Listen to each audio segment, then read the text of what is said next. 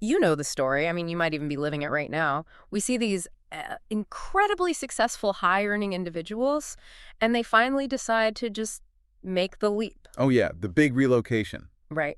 They pack up their lives, they flee high-tax states like New York, New Jersey, or California, and they head straight for the sunshine of Florida. And the motivation there is completely obvious. Yeah. Exactly. They want to eliminate their state income tax, but then, and this happens all the time, almost immediately after unpacking their boxes, they inadvertently leave tens of thousands of dollars just sitting on the table. Yeah. And it's entirely because they misunderstand the mechanics of, like, one crucial local law. We see this scenario play out constantly. People become so intensely focused on securing that 0% state income tax victory that they completely overlook the local property tax side. Right, the local level. Yeah, and the asset protection reality of their new home. They assume the state lines are the only boundary they have to cross, but the actual finish line is it's much more complicated. Which is the core focus of our deep dive today. We are looking at a fantastic, comprehensive guide put together by Dady's Wealth Management. Oh, they do great work. They really do. They are a fee-based fiduciary advisor located in Stuart, Florida, and they are the team behind the 1715 Treasure Coast Financial Wellness podcast. Highly recommend checking that out. For sure. So our mission today is to dissect their insights on the Florida Homestead Exemption. We are going to unpack the critical traps, the 7 mistakes that new residents fall into, traps that can genuinely sabotage the wealth they move to Florida to protect. It's a minefield if you don't know what you're doing. Okay, let's unpack this, because usually when people hear the phrase tax exemption form, their eyes just completely glaze over. Naturally. But Davies Wealth Management frames the homestead exemption not as some tedious piece of bureaucratic paperwork, but as a 3-part financial VIP pass. It is the only way to accurately look at it, really. For high net worth families, especially those buying homes in the, say, $2 million to $5 million range. Like in Palm Beach or Miami-Dade. Exactly. Martin County, places like that. This is not about clipping a coupon for a minor discount on your property tax. Yeah. We are talking about compounding long-term wealth protection. Right. If a mass market homeowner with a $300,000 house misses out, it stinks. But at the multi-million-dollar level, the math problem completely changes. The stakes are just higher. Way higher. A misunderstanding on a $2 million home could easily bleed $50,000 or more in excess taxes and loss protections over just a few short years. Wow. So before we can even map out the traps people fall into, we have to understand the sheer magnitude of what they're actually risking. The source points out that the Florida Homestead Exemption isn't just one single benefit, it's a 3-layer cake of protection. A very lucrative cake. Right. I like to think of it this way. The first layer is the welcome mat, the second layer is a financial force field, and the third layer is a titanium vault. I love that imagery, and it aligns perfectly with the mechanics of the law. Let's look at the welcome mat first. This is the direct property tax exemption. It provides a reduction of up to $50,000 from your home's assessed value. And how does that break down exactly? Well, the way it breaks down is that the first $25,000 applies to all property taxes, and the second $25,000 applies to non-school taxes. It essentially lowers the baseline of what you owe from day one. Okay, but the welcome mat is just the beginning. The second layer, the financial force field, is where the real magic happens. The source calls it the Save Our Homes cap. This is the engine of long-term wealth protection. After your first year of securing homestead status, the state legally caps the annual increase in your home's assessed value. Meaning they can't just jack up your taxes arbitrarily. Precisely. It's capped at either 3% or the Consumer Price Index, whichever is lower. Let's put some real numbers to that, because in a booming real estate market, a 3% cap is staggering. Oh, it's massive. Imagine buying a $2 million home, and over the next 5 years, the Florida real estate market just explodes. The actual market value of your home might shoot up to $3.5 million. Easily. But because of that force field, the county appraiser is legally forbidden from raising your home's assessed value by more than 3% a year. And the compounding effect of that is just massive. Without the cap, your assessed value, and therefore your tax bill, rides the wave of the market upward without any limit at all. Right, it just keeps climbing. But with the cap, your tax base is essentially anchored to your original purchase price. Over a 10 or 20-year horizon, the gap between what your house is worth and what you are being taxed on becomes enormous. You are saving tens of thousands of dollars annually simply because you activated that cap. Which brings us to the third layer, the titanium vault, the creditor protection. And that vault is practically impenetrable. Florida provides near absolute protection of your primary residence from most creditor claims. Wait, like any kind of claim? Most of them, yeah. We are talking about catastrophic judgments from business disputes, personal liability lawsuits, or professional malpractice. If things go terribly wrong in your professional life, your home remains untouchable. The crucial detail here, the thing that absolutely shocks people from out of state, is that unlike other places, Florida has absolutely no dollar limit on this protection. None whatsoever. I mean, if you look at California, their homestead protection is capped at around $626,000, depending on the county, right? Yeah, roughly. And in New York, it is severely limited, mostly capping out at $89,000 for an individual. Right. But in Florida, a $10 million waterfront estate receives the exact same unlimited creditor protection as a $300,000 inland bungalow. What's fascinating here is how this influences high-level strategy. The guide notes that business owners and executives actually use their Florida home deliberately as a protected asset holding. They do. It's a very intentional move. They will intentionally maintain significant equity in that Florida property instead of paying down debt elsewhere. It essentially functions as a powerful constitutional supplement to their umbrella insurance. If the state is offering you a constitutional vault to store your wealth, you take advantage of it. But if the state is handing out a titanium vault in a financial force field, they aren't going to just mail you the keys automatically. You have to prove you actually live there. Right. It's not a given. And that brings us to the first major category of traps outlined by Davies Wealth Management, the chronological landmines. These are the strict, unforgiving timelines that catch new residents completely off guard. The calendar is entirely indifferent to your moving stress. Let's look at mistake number 2, the requirement to establish a bona fide Florida domicile. Okay. To qualify for any of these protections, the home has to be your permanent primary residence by January 1st of the tax year. And primary residence is a heavily scrutinized term. Like, a vacation home does not count. Absolutely not. Spending 6 months and 1 day in Florida is a myth. It's not just about a stopwatch. The state requires tangible proof of your intent. Exactly. You need a Florida driver's license. You need to register to vote locally. You need to file a formal declaration of domicile with your county courthouse. And this is key. You have to genuinely sever the professional and social ties with your prior state. If we connect this to the bigger picture, hitting the January 1st milestone is not just about satisfying a Florida bureaucrat. It is fundamentally about your broader tax defense. Oh, 100%. Yeah. The tax authorities in your prior state, places like New York, New Jersey, or California, they are ruthless. They want their money. They do. They are actively looking for any excuse to challenge your domicile change. If you are sloppy with your Florida timelines, if you do not physically switch over your driver's license or register your vehicle in Florida before January 1st, your old state will use those administrative delays as evidence that you never really left. Ah, I see. Yeah, they will try to claim you still owe them state income tax. So the strict January 1st deadline actually forces you to build the defensive wall that keeps your old state's tax collectors out. Precisely. Establishing domicile is the foundation. But even if you perfectly establish your domicile by New Year's Day, you still have to formally apply for the Homestead Exemption. Right. And this leads to mistake number 1, what the source calls the single most common and expensive error: missing the absolute filing deadline. The deadline is March 1st, and the guide makes it incredibly clear there are 0 exceptions. There are no extensions. None. There are no grace periods for the dog eating your paperwork. You can file as early as March 2nd of the prior year, but if the clock strikes midnight on March 1st and you haven't filed, you are entirely out of luck. And that includes a total loss of the protection for that entire tax year. I have to push back on the rigidity of this law for a second because it sounds almost punitive. It does feel that way. Like, if you close on a beautiful Florida home in November 2025, you spend the holidays moving in, and you casually wait until March 2nd, 2026 to file your paperwork, you just lose the entire year of protection. Yep. That seems incredibly harsh for new residents who just don't know the local clock is ticking.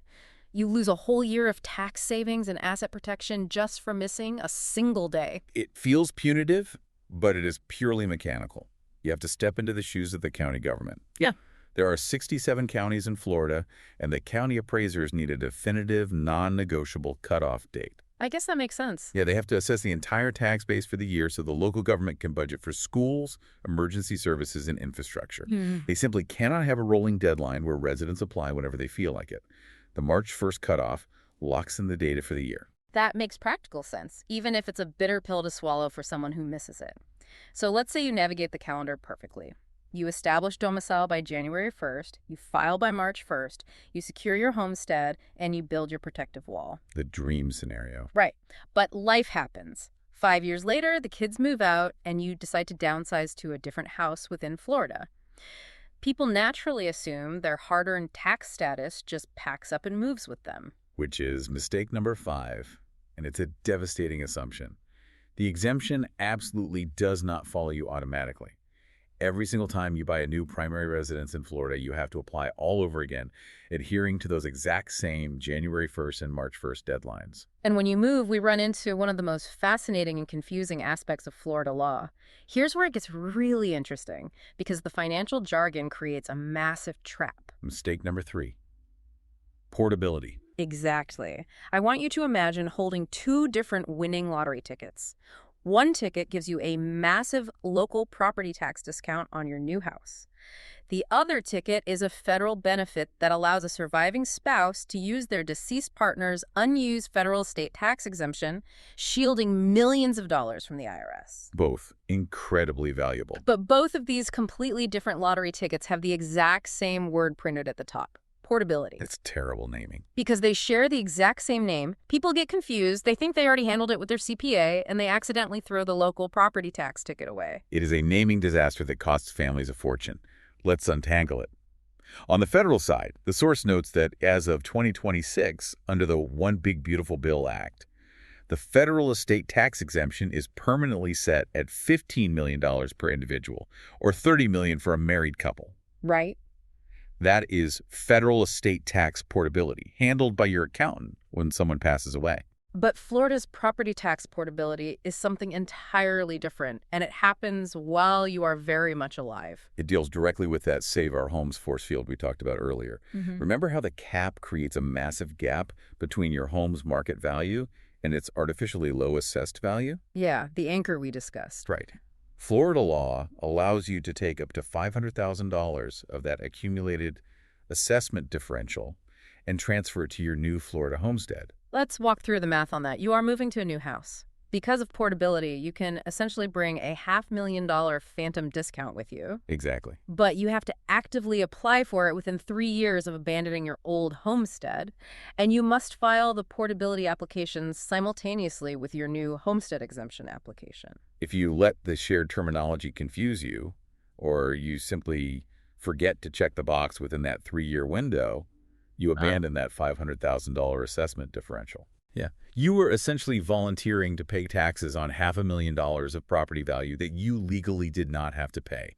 That translates directly to significantly higher monthly carrying costs on your new property, permanently. Just because the state used the same word as the IRS. Incredible. Now, speaking of estates and millions of dollars, the complexity skyrockets when high net worth families try to mix Florida's homestead laws with their existing legal structures.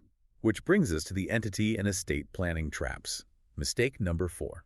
This is where perfectly good intentions, often guided by out-of-state lawyers, turn into expensive disasters in Florida. Let's talk about the urge to use corporate entities. High net worth individuals love limited liability companies. LLCs offer privacy, they keep your name off public records, and they generally offer a layer of asset protection. So a new resident moves to Florida and casually deeds their new primary residence into an LLC. And by doing so, they generally disqualify themselves entirely from the Florida homestead exemption. They lose the tax break, they lose the Save Our Homes cap, and they destroy that unlimited creditor protection. Wait, why? If the whole point of an LLC is protection, why does the state punish you for using one? Because of the philosophical foundation of the homestead law. Florida's homestead protections are designed strictly for natural persons, individuals and families living in their primary residence. A corporation, an LLC, or a partnership is a separate legal entity. A corporation does not sleep in a bed, and it does not have a primary residence. So the state's logic is straightforward. If you want the shield of corporate law, you can have it, but you forfeit the constitutional shield meant for individual homeowners. It's an either-or scenario. You can't have both. You cannot have both. Now, trusts offer a bit more flexibility, but the nuance is critical. A standard revocable living trust, which is what most families use to avoid probate, usually preserves the homestead status without an issue. That's good to know. But the Davies Wealth Management Guide strongly warns against more complex structures. Qualified personal residence trusts, dynasty trusts, or irrevocable structures require intense, specialized legal analysis. If drafted incorrectly, you risk losing everything the homestead exemption provides. And even if you draft a pristine trust, we have to talk about the strangest quirk of all, the Florida state constitution.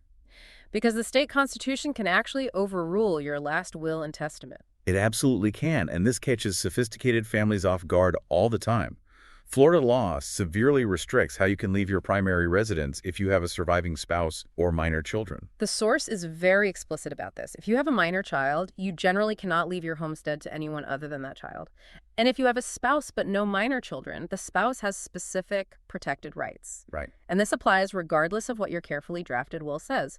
You could have a trust explicitly stating the house goes to a charity or to a sibling. If you pass away leaving a minor child, the state just ignores your document. We have to look at the historical why behind this law to understand it. A century ago, the lawmakers crafting the state constitution wanted to prevent a scenario where a head of household passes away, gives the family farm to a business partner or a creditor, and leaves the surviving spouse and children entirely homeless. Makes sense for the time. Yeah, if the family became homeless, they became a financial burden on the state. So, to prevent creating wards of the state, Florida embedded a rule saying your primary residence must serve your dependents first. So it's the state protecting its own interests by legally forcing you to protect your family. Yes, but the ironclad nature of that rule creates chaos for modern estate planning. You might pay a brilliant lawyer in New York to draft a complex asset protection structure for your blended family.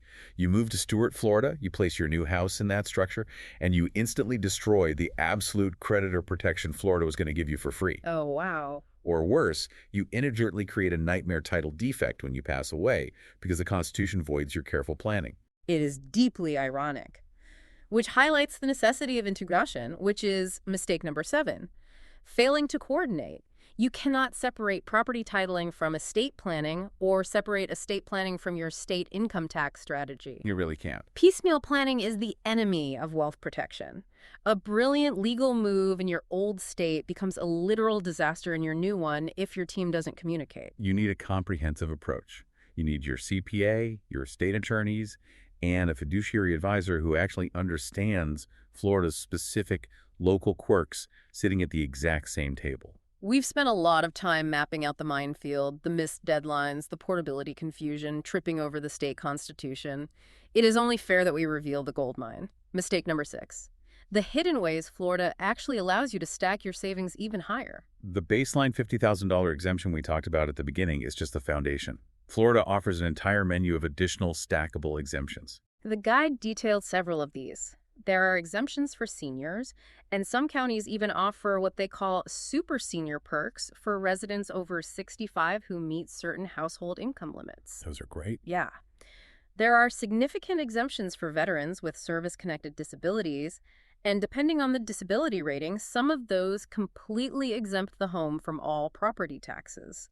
There are specific perks for first responders, widows and widowers, and deployed active duty military. And the key word you used is stackable.